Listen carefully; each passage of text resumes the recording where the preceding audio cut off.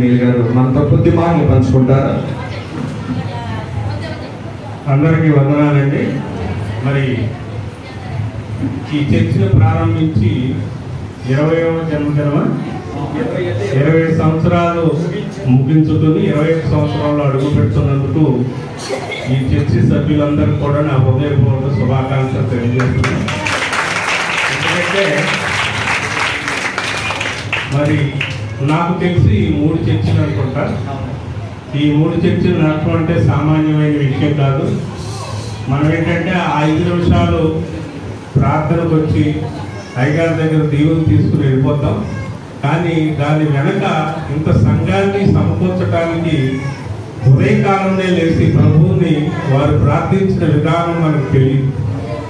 అటువంటి ప్రార్థన హృదయపూర్వకంగాను పూర్ణ హృదయంతోనూ పూర్ణ మనసుతో ఎప్పుడైతే దేవుని సేవిస్తారో అప్పుడే వారు దైవజనులుగా మనగలుగుతారనేది మా విశ్వాసం.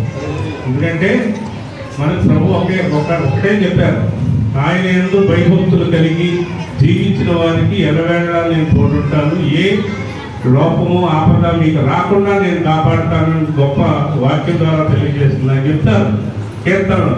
యెహోవా నా కాపరి, నాకు లేమి కలగదు, పచ్చిక గల చోట్ల నన్ను పరుండ చేయగలరు, శాంతికరమైన జలముల వద్ద నన్ను నడిపించగలరు, నా ప్రాణములకు ఆయన త్యాగం తీస్తారు, ఆయన నీతి మార్గంలో నేను నడిచిన నాకు ఏ అపాయము రాదు, గాఢాంధకారపు లోయలో సంచరించినాను, ఏ అపాయములకు నేను భయపడను. మనకు శత్రువులు ఉన్నా సరే ఆ యొక్క శత్రువులు ఎదుట మనకు భోజనం సిద్ధపరచమని చెప్తున్నాడు ఆయన నిండైన ఆయన పవిత్రమైన నూనెతో మా తలాంటి ఉన్నారు. మాకు జీవిత కాలం అంతా దీవెనలు ఉన్నట్లయితే మనకు ఏ గొడవ కలగదు.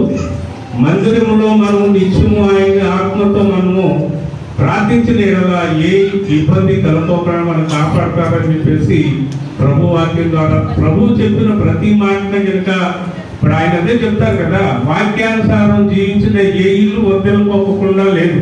మనం ఏదైనా పొరపాట్లు చేస్తే తప్ప మరి ఆయన పూర్ణ హృదయాలు మనం ఆయన సేవించినట్లయితే ఆయన మనకి అన్ని వేళ తోడుంటారని మనస్ఫూర్తిగా నమ్ముతూ మరి దైవజనులు ఇంత సంఘాన్ని కూడగట్టడం అనేది కూడా మరి వారి కఠోర శ్రమ ఉంది.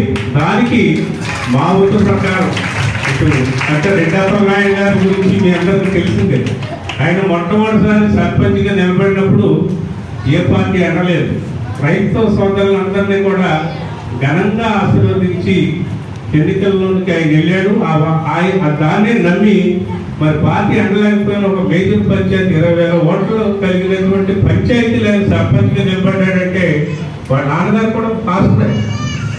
కేవలం ప్రభుత్వ దాని వల్లనే ప్రభు యొక్క దీవుని వల్లనే ఆయన ఇవాళ మరి రాష్ట్రంలో ఒక కీలక పదవులు ఉన్నారంటే అది ప్రభు దీవుని మేము నమ్ముతున్నాం. మేము కూడా అదే మొన్న నవంబర్లో వచ్చినటువంటి మరి వైఎస్ఆర్ కాలనీలో చర్చి ఆవిష్కరణ రోజున వచ్చాం. అయ్యగారి ప్రార్థన తీసుకున్నాం. ప్రధానంగా మేము ఆశించిన రాకపోయినా గౌరవప్రదమైన స్థానాన్ని మాకు రాష్ట్ర ప్రభుత్వం కల్పించింది. కాబట్టి దైవజనులు నా హృదయపూర్వకంగా ప్రవేశిస్తుంటూ మరి మాకు సంస్కారం మమ్మల్ని సన్మానించడం అనేది నేనైతే చాలా గర్వపడుతున్నాను. ఎందుకంటే ప్రభు మందిరంలో మరి సత్కరించబడ్డామంటే అది ప్రభు మాకు ఇచ్చిన ఆశీర్వాదంగా మేము భావిస్తున్నాం. అందులో భాగంగానే తిరుగుగానిగా మేము పాస్టర్ గారిని చిన్న సన్మానం కూడా చేయదలుచుకున్నాం. మరి ఈ కార్యక్రమానికి ఇచ్చేసిన అందరూ కూడా మా హృదయపూర్వక ధన్యవాదాలు తెలియజేసుకుంటూ సెలవు.